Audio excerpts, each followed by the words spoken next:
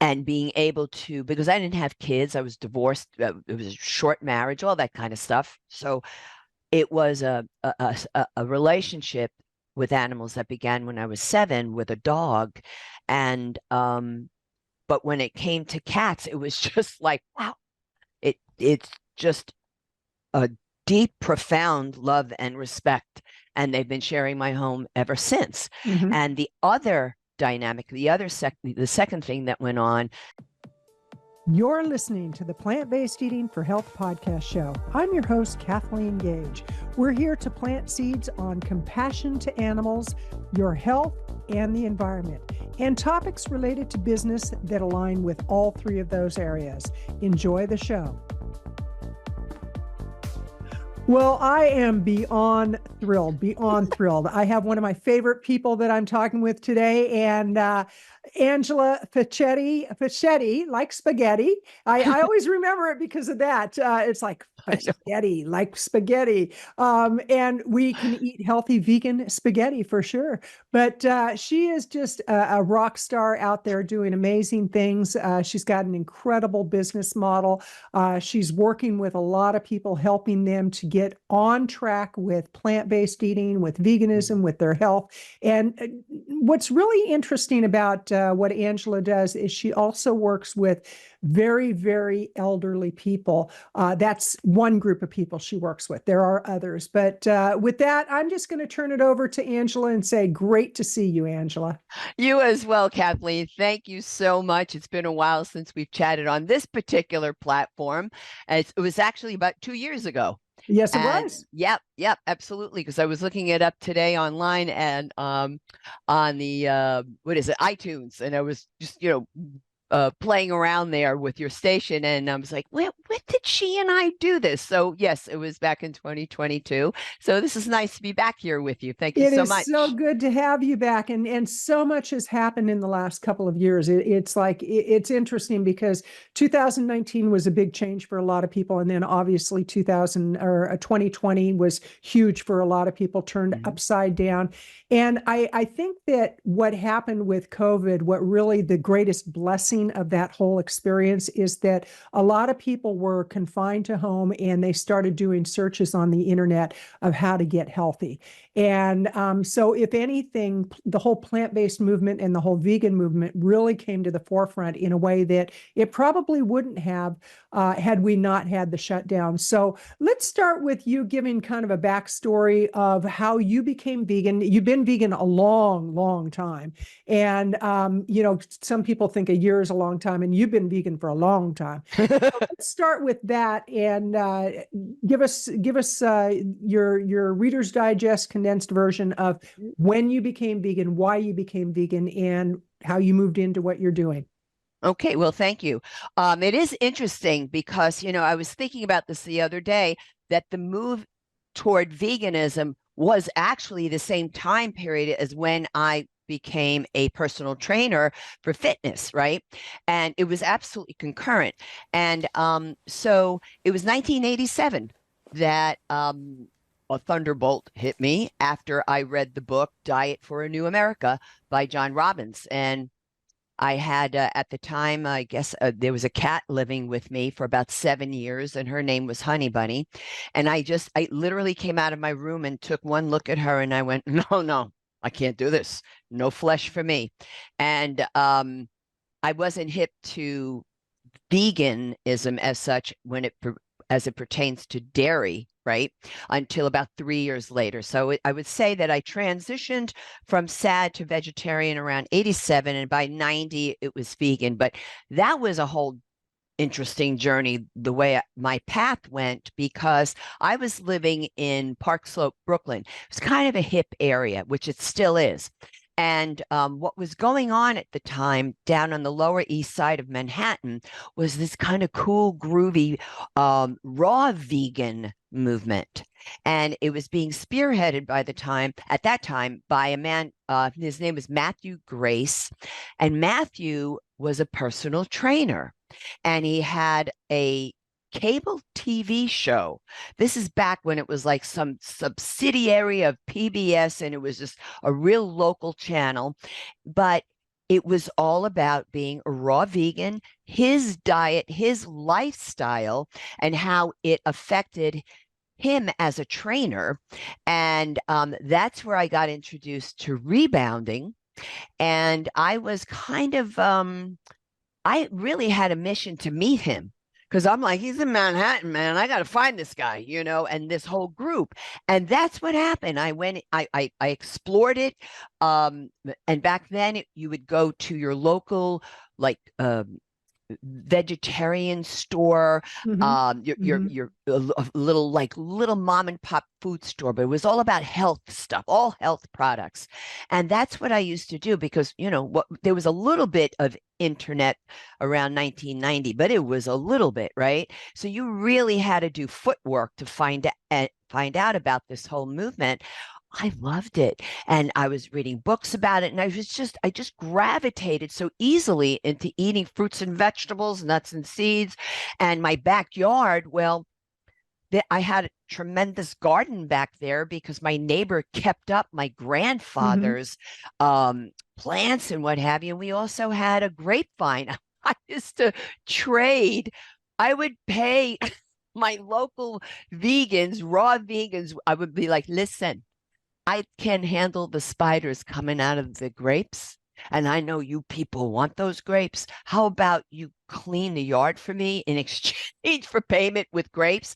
And that's what I used to do to care for the backyard. They would come over and they're like, yeah, yeah, pick the vine clean. I was like, no problem. But it was fantastic. And it was that kind of, there was a hippie spirit about it. Right, right. And we would meet in all different locations for potlucks and meetups and talk about certain books that were being released, and which, again, that was not easy to find, but it was Manhattan, and things are a lot easier there than elsewhere. And it was also Park Slope, which was on the edge, which was great for me. So it was an exciting time to get involved with the movement. I love it. I love it. You just reminded me of when I lived in Berkeley. I lived down the street from a co-op grocery store, and I remember thinking, "This is so interesting." And I definitely was not plant-based at the time. I mean, I was a carnivore till the the 12th hour of the day. I mean, I just consumed so much meat, and now I look back and I think, how could I have been so ignorant? And yet, it takes what it takes. But Yeah, I mean, but you just brought up a co-op. The largest co-op in the United States is in Park Slope, Brooklyn, and really. I worked there. I worked there to have a membership. Oh, I think it was actually in about 88 or 89. Well, And I want to talk about your career because, okay, I didn't know you had worked at a co-op. but that's a volunteer to be a member. It's not like you Okay, got paid, but it was a fascinating experience. It was fantastic, and the quality of the food has yet to be beat. Even right, even right. here in South Florida, I'm telling you, the tropical fruit that got shipped out to Brooklyn was phenomenal. That's amazing. It That's was. amazing. But volunteering can open up so many opportunities. When I first started my business 30 years ago, I actually used to go volunteer at events and for the Mm. chamber and all that. And it was a great way to meet people, to network. So there's something to be said for volunteering our time in the right time and place. But Yep. you mentioned John Robbins' book, Diet for a New America. And I remember reading that book. When I first became plant-based, I consumed every book I could get my hands on. Yeah. Rich Roll's book, Mm. Dr. T. Colin Campbell, you name it, I probably read it. And I remember reading John's story and thinking, wow, this man is really committed to being a vegan, to leave the fortune that he left. Because for the Mm. people that have never heard of John Robbins or know his story, he was part of the Baskin Robbins fortune, and he was in the Robbins family, and he walked away from his inheritance Yeah. because he said, I can't do this. And you would think that would destroy somebody. It actually helped him to come into his own. He aligned with who he is, and now he's a force to be reckoned with and has done so much good for the animals, for health, and the planet. So I just wanted to kind of give that little side story on that. But you did some other interesting things in your career, and I'd love to hear a little bit about other things that you've done in your career, because you're a very talented woman on many levels. Thank you very much for that. Well, I think you're hinting at something from my past, which is a super long time ago, but I was an actress and a singer. Hmm. And I went to school at the Stella Adler Acting Conservatory in Manhattan. And back when Stella was alive and was the instructor. And I was 18 at the time, and she put me on scholarship at the school.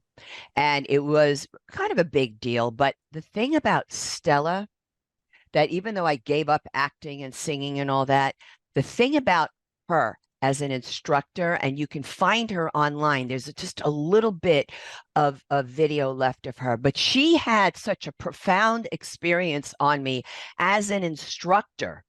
And I do believe that when I morphed into fitness, Hmm.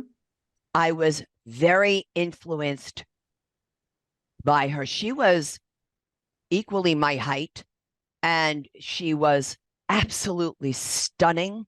And she was articulate, and her experiences with actors like Marlon Brando, and just the list goes on, and her background at the Actors Studio. And it was just, it was an absolute honor to be in her presence, even though she and I, we would go at it. Because the thing about Stella is she would play on people with fear and get them to be like really intimidated. But what she actually wanted was for them to fight back. Ah. And when they didn't fight back, and she would say, "Get off my stage," and they would turn around and go to walk away. She's like, "What are you doing? Get back here." So that is what never left me, because I'll never forget one time we were toe to toe and she was in my face trying to break me down, and she's going, "You're not even afraid of me." And I'm like, "That's right." And I was like a whopping 19. I don't know. You know what I mean? But I took that into training, and that is what served me in my own health journey, plus with my clients, because the one thing that I want to pass along to people is have a voice, speak up. And if you work on your body, you can learn to give yourself a voice for Right. your emotions. Because I find far too many times that females, whether they have been back in the days of acting and singing, they're too, they would Passive. obey, too Passive. passive, and they would obey. Hmm. And Hmm. I'm like, don't obey. Don't be rude. Don't obey. Right. Right. Find your voice. So this is how I see how my experience with Stella Adler, I will never forget her, the whole thing, and how she is in my heart and my soul to I this love it. day. Because I'm telling you, and I got bleeped the other day for saying this, but I don't think you'll bleep me. I'm really a big believer in taking no crap from people. And I'm not going to especially, bleep that. Oh, thank hell you. no. Thank you. And especially as it pertains to my food, to my diet, to my lifestyle, I don't have to justify anything. It is what it is. And I've been at this for what? It's soon to be 40 years. Right. Okay. Right. So it's like, don't bother me. But that's the thing, that people who have chronic health concerns, they tend to be timid about the use of their body and in the voice and expressing themselves. But because I come from a singing background and it was all about let it out, let it Right. out, right? Right. That Right. is what my whole goal is with why I am the way I am. You talk about volunteering. This is why I have a YouTube channel. It's free information. Why? Because I have a passion and a mission to help females in particular, or those whose voices have been silenced, Hmm. much like the animals, Right. much like the animals, Right. okay? But it's different when it comes to, speaking humans. And it's like, hey, there's a way we can tap into your inner strength that can ultimately lead you into having a voice, your Right. own voice, not the voices that say you can't, Don't be afraid.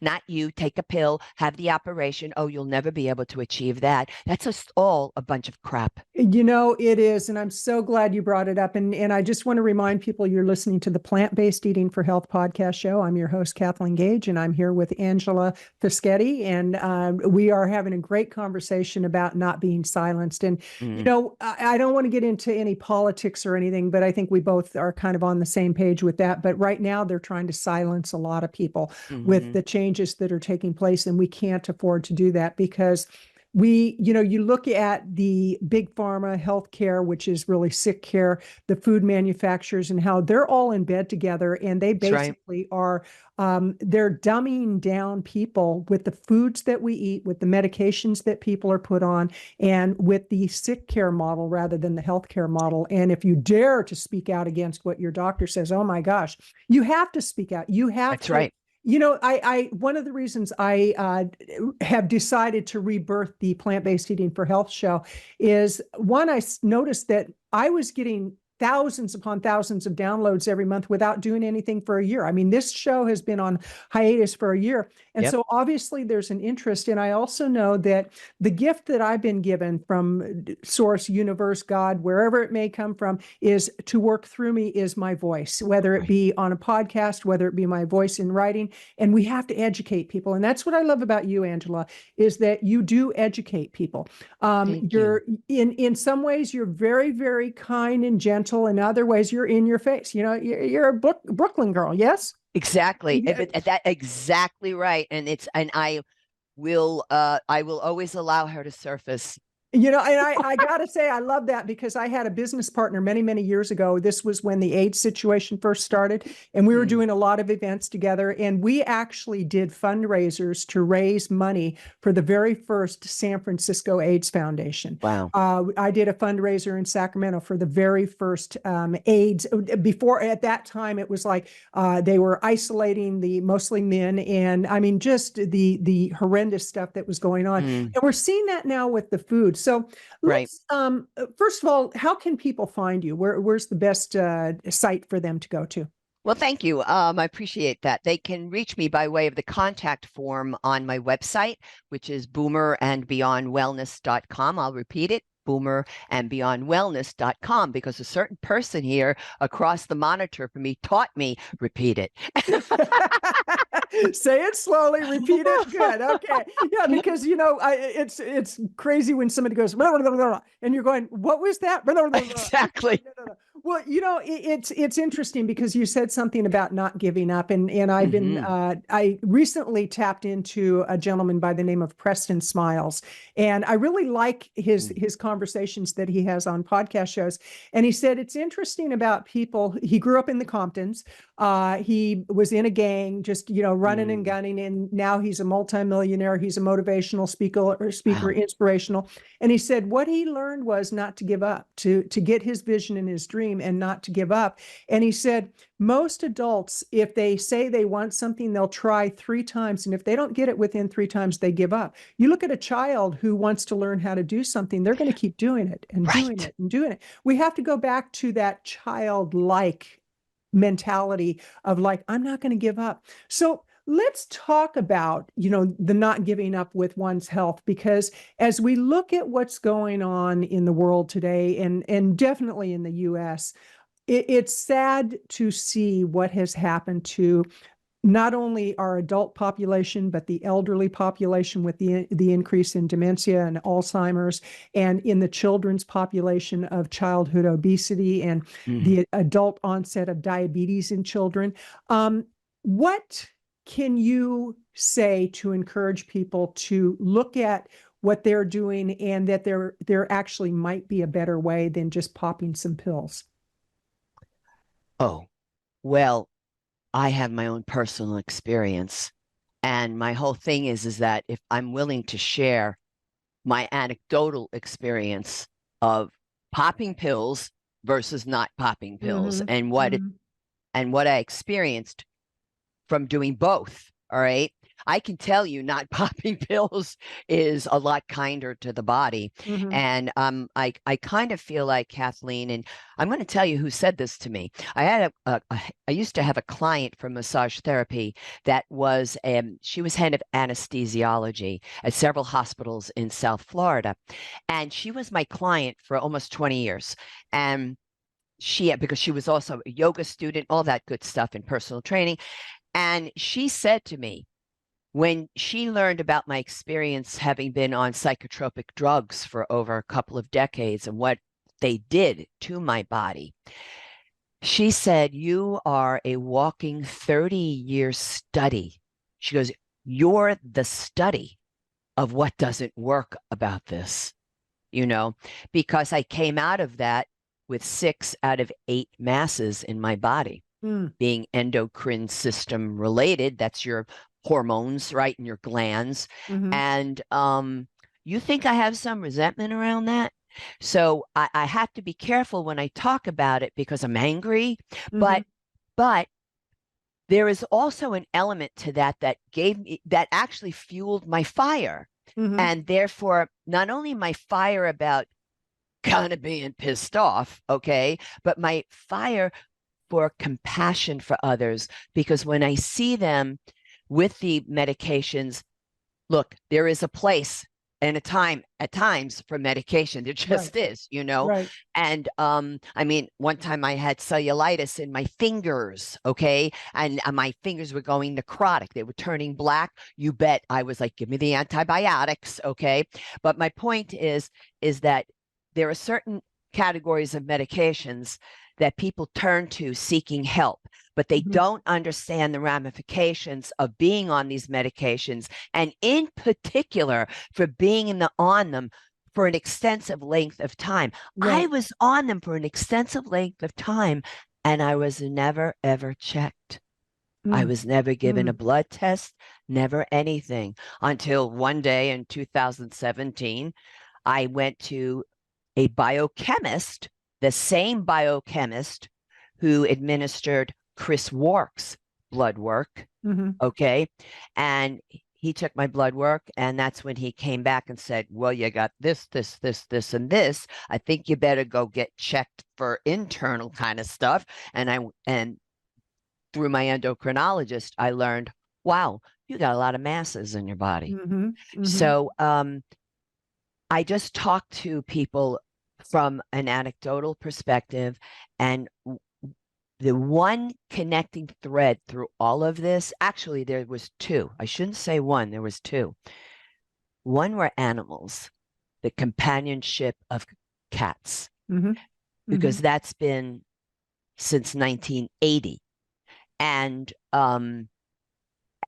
being able to, because I didn't have kids, I was divorced, it was a short marriage, all that kind of stuff. So it was a relationship with animals that began when I was 7 with a dog. And but when it came to cats, it was just like, wow, it's just a deep, profound love and respect. And they've been sharing my home ever since. Mm-hmm. And the other dynamic, the second thing that went on that was so important was my exercise. And deep down, Kathleen, I knew that it wasn't just about, because I came around with fitness when it was Reebok sneakers, right? Leggings, and a lot of How about aerobic. the puffy pants? What were those? The balloon pants, The and those balloon were the pants. Oh my God. they were the weightlifting pants. Yes. And there was an awful lot of jumping in aerobic classes on concrete floors. Right. So a lot of shin splints and stuff like Right. that. But there was a change with me when I put my hand on metal. And when I'm saying that to you, I'm talking about a weight, Right. a dumbbell. Right. And when I was in a gym in Brooklyn Heights, and they're still there, couple of the trainers, they were all male, and they were all professional bodybuilders. Mm-hmm. They were Mm-hmm. doing this part-time, right? And a couple of them watched me, and they approached me and said, "You love the metal." And I was like, Oh, yeah, I knew right away what they meant. I knew Hmm. immediately Hmm. what they meant. Hmm. And they were right because there were profound changes within me that were concurrent with these diagnoses that I clearly overcame because I'm no longer on medications. Right. I haven't been on psychotropic drugs. I think I'm going into year 8. Now, what are And psychotropic drugs? well, they affect, let's say, they're drugs more or less for stuff like depression, Okay. Okay. bipolar, Okay. conditions like that. And the thing is I knew in my gut. I didn't have any science to back me up, but there is now where science is showing that if you do resistance training, they talk about exercise as well, but it's resistance training. So that could mean your body resistance, that could mean bands and tubes, that could Right. mean Right. weights. For me, it definitely means weights. It just definitely does. And that a there's a response to the body that's greater and more beneficial to lifting weights than psychotropic drugs. And now and Dr. Doug Lyle talks about Hmm. this. Hmm. And so that's something that people can look into. But it's just that I started to investigate these drugs years ago. And I would do it by way of the NIH. It wasn't like I was going to a personal blog or Right. something, getting Right. somebody, I didn't do any of that stuff. And I did something. I'm going to tell you that your viewers don't do what I did. I weaned myself off of the medications. I took 2.5 years. I kept the weightlifting going and I Right. kept it Right. going. And I knew there would be what's it called? The reaction to coming off drugs. Withdrawals. Thank you. I knew there would be withdrawals. And in particular, because I was put on these drugs because of profound insomnia. Right. And the thing is that they never helped. And I Right. knew they were messing me up in so many ways until I got the results of the blood work and the results of the scans and ultrasounds. I was like, oh, seriously, I'm glad I started pulling myself off this Right. stuff Right. before. But if so it's not a smart thing to do. The withdrawal was not pleasant and it was very real. So that's why I'm saying to your viewers, don't do it. But I would Right. seriously consider discussing it with your medical health care practitioners and talk about how you can incorporate a strength training appropriate to you, a Hmm. strength Hmm. training program that would work for you because it helps You this know, and I'm here. glad you're bringing this up because, like I've been sober for over 40 years now from drugs and alcohol, and Yeah. alcohol for 40 and drugs for Bless you. 37 years. And I have to tell you that I went through 12-step programs, and yet the withdrawals, I mean, there was depression that came with it. Yeah.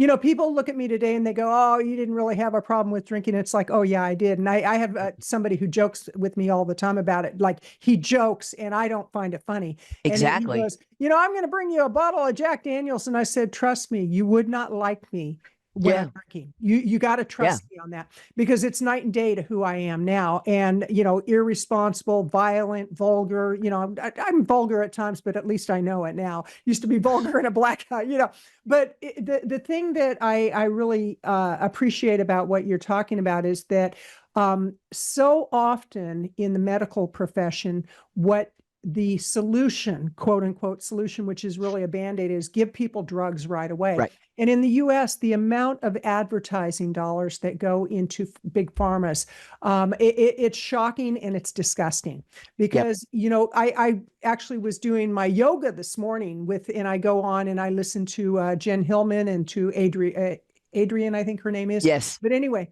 there was back-to-back commercials. First, it was diapers for babies, and then it was diapers for women in their 30s. And I'm like, oh my God, it's like, but then when you start listening to the commercials, and I do it kind of out of research to see how Hmm. often are they triggering people? How often are they showing a fast food restaurant advertisement, followed by an antacid or followed by a, the Jardian, whatever that one, that people are dancing in the park. Oh, It's right. like, you're not dancing in the park when you have type 2 diabetes, and there is a solution. So let's address the elephant in the room, if you will, with a lot of people, where they've got the type 2 diabetes, they've got the high blood pressure, they've got the 80, 90, 100 pounds excess weight, and they just say, well, that's part of getting older. No, it's not. I just turned 70, and I got to tell you, it is not. Yes, the body changes. I mean, I do notice certain changes that I thought I could avoid them, but it's like it's there, the wrinkles and all that. But I also know that what I consume in mind, body, and spirit has so much to do with That's right. what's showing on the outside. So what would you say to somebody who says, well, there's really nothing I can do. I just have to, my type 2 diabetes is genetic. Everybody in our family has type 2 diabetes. And it's like, how does everybody eat in your family? So how Right. would you address that? Well, okay. I do want to say something about that. There are sometimes, once in a while, people who are juiced by their diagnoses. And no matter what you do, What do you mean juiced by their diagnoses? Let's talk about that. well, it does bring people attention because Okay. some people might be Okay. lonely. Some people Okay. might be lonely. You see Okay. where I'm going with this? My mom was that way towards Right, the end. Her social life was the emergency room. Her social life was, right, yeah, right. seeing the And next specialist. exactly. Yeah. And when you're that juiced, it doesn't matter how much of an example you are. That's what they're committed to. Okay. So Okay. if you can let go of that sometimes, because I've had to learn to let go of that and to just keep doing what I do to take care of myself. Now, here's how it's played out with me. All right. A lot of times I'll get clients who they're not vegan, and Mhm. but they dig the whole idea of doing training and exercise and yoga, what have you, and they're open to that, which is beautiful. I do find that it's amazing where I might be with a client for several years. In my case, I'm lucky. I have clients who are with me 23 years for training. And the thing is that it's like 15 years later, one of them approached me and said, well, I have a bit of a heart issue. And it was suggested that I go, and you could see, and I was like, because I knew what she was going to say. Go. Yeah, she said, I'm gonna. Then I go, yeah, exactly. And she was like, plant-based. and her face, and then she turned it for me and she said, and you better shut up. And when I go to tell you this, it was hilarious. And she goes, plant-based, and I'm just like, Oh, that's and great. I went, and I was ready to just bubble up, Told you and so. she I told you so. Don't exactly, forget. and I'm like, I said, and then I might need your help with some cookbooks and You what know, have you. Okay. So, what I'm just saying to you yeah, is it's not so easy sometimes right. when somebody is juiced, but I by that diagnosis. However, how I do approach people like this, it is, if number one, if they're even curious to ask me, there's something going on where they Right. might want to be Right. considering something else. Okay. So you've already kind of got them if they're considering it. And so all I can do is instill in them tools and techniques on Right. how to get in touch with their body. Because you brought up diabetes, but the same person being 80, 90 pounds overweight, these are people not connected with their body. You're So, so correct. oh You're yeah. so correct. So what I would do in situations like that is I give them the option and I'll say, hey, I can teach you exercise where you don't have to touch a weight, because looking at a weight, looking at equipment might really scare somebody off, Right. that it's Right. just too intimidating. And I'm just like, hey, would you be open to just me showing you without the weight how to do some movements? And almost always I'll get a yes, because it's a lot less threatening. And then they are the ones that usually will come around and say, I want to learn how to do that weight Right. with Right. weights. And that's when okay, they're kind of in this now a little bit.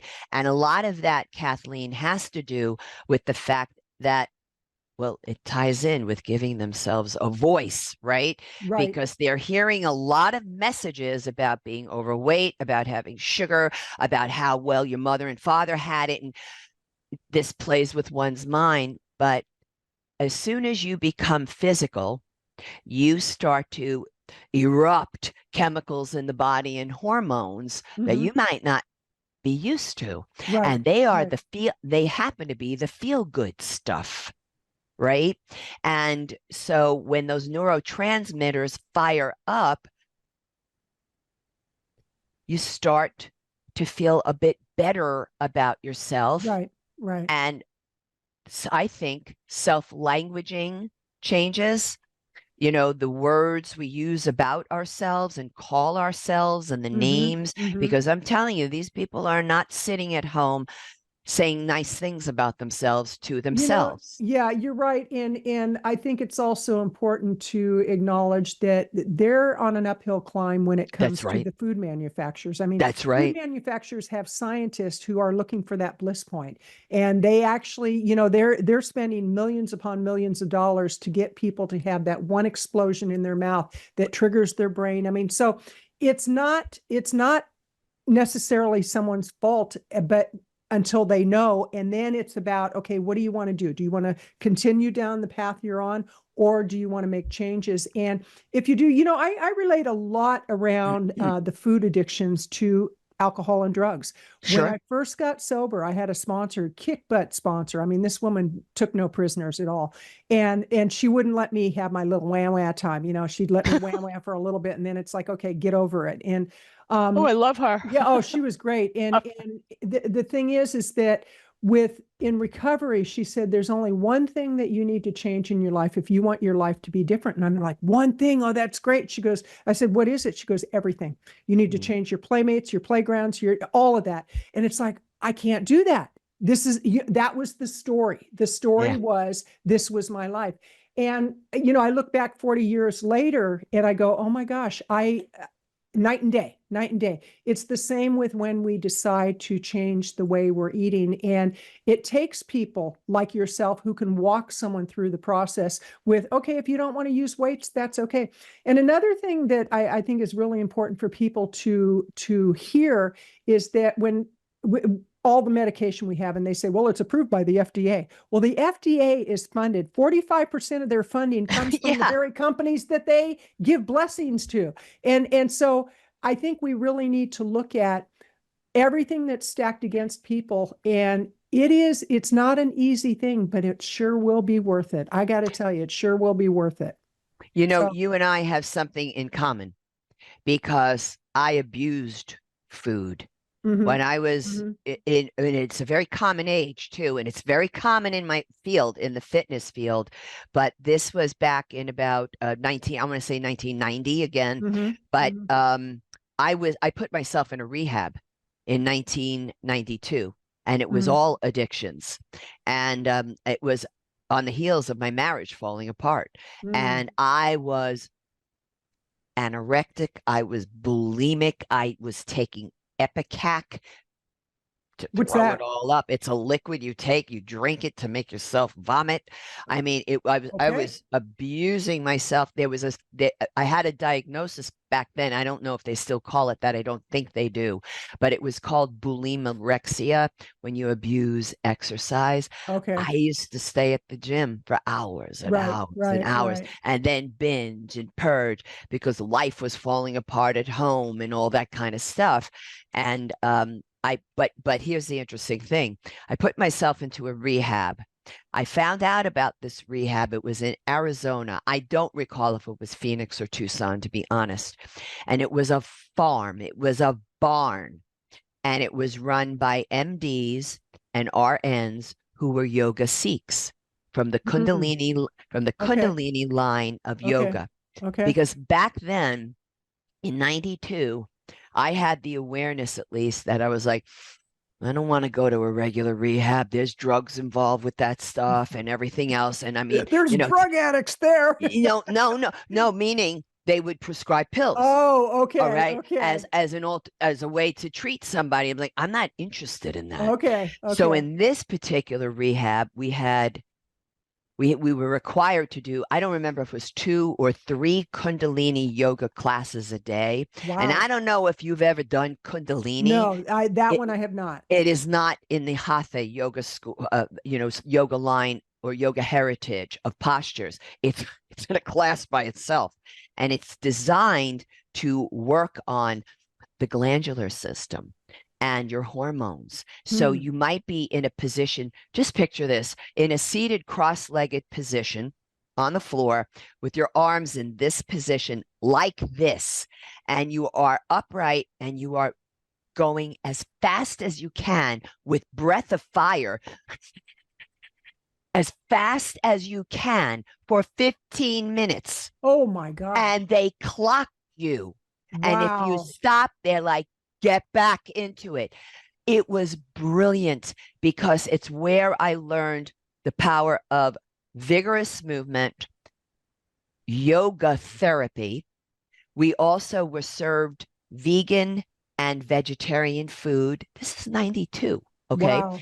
We had to attend all the 12-step meetings. Hmm. And this is where I was introduced to massage therapy. I mean, Hmm. I would be given a massage and I would break down on the table. Right. Right. That's when I knew, wow, man. And when I left there, and this is a full decade before I got certified as a yoga instructor. When I left there, they said to me, you need to look into becoming a certified yoga Hmm. instructor. And Hmm. I was like, really? Because I was just interested in, strength training at the Right. time, but they saw it. And to be able to be released from that rehab, you had to prove that you were going to be able to handle the outside world, so to speak. So what I did was I said to them, you have to get me into a gym before I go home. And I have to design a program for myself that's reasonable, makes sense, Hmm. and I don't wind up abusing for self-flagellation. So you see, Kathleen, all of that has affected my work today. Right. Right. And my viewpoint of the work, it's not just about being cut and cute. This is far deeper and far greater as a tool Absolutely. of And recovery. It's so true because in the past for me, when I would go through different periods in my life, it was all about how good I could look. And whether it was business, it was like, how much money could I make and what kind Right. of fancy car could I drive and, get the $2, $3, $4,000 watch, that kind of stuff. And Mm. it was like, it was all about the externals. And now it truly, and I think that's the beauty of being plant-based and vegan is we get in touch with ourselves, the animals, the environment, and other human beings, sentient beings all around, on a whole different level. And I hate to say this, but our time is coming to an end, and Okay. it's like, oh my gosh, I could talk with you for hours. So I'm Me going to have too. to have you Thank you. back. I All will have right. to, and it'll be sooner than 2 years. But in closing, and again, I want to remind people that you are listening to the Plant-Based Eating for Health podcast show. I'm your host, Kathleen Gage, and I'm here with Angela Fischetti. And Angela, in closing, what are your final thoughts for people? Just be open to the differences in this world, and you may not be exposed to, or maybe even you don't believe in something, but just open your heart to other experiences because you might be affected in a very positive way by learning from others that who might be different from you and live a different type of lifestyle. I love it. I love it. Well, Angela, this has been delightful. It's always a delight to connect with you. And to the people out there that are either listening or watching, please go ahead and subscribe to this channel wherever you're listening. Leave a rating and review because it helps other people to hear the program. Share this episode with others. If you Mm. found value in it, leave comments. I would really appreciate that. And I encourage you, if you're sitting on the fence with, is the plant-based lifestyle for me? Don't commit to it forever. Commit to it for today. And then tomorrow, recommit. And the next day, and give yourself at least 7 to 14 days. And I can assure you, you will be amazed before you're halfway through with the results that you'll get and the way you'll feel. This is Kathleen Gage wishing you a blessed day. You've been listening to the Plant-Based Eating for Health podcast show. I'm your host, Kathleen Gage, inviting you to subscribe to this channel wherever you're listening or watching the show. And please let your friends know about the Plant-Based Eating for Health podcast show. Live healthy.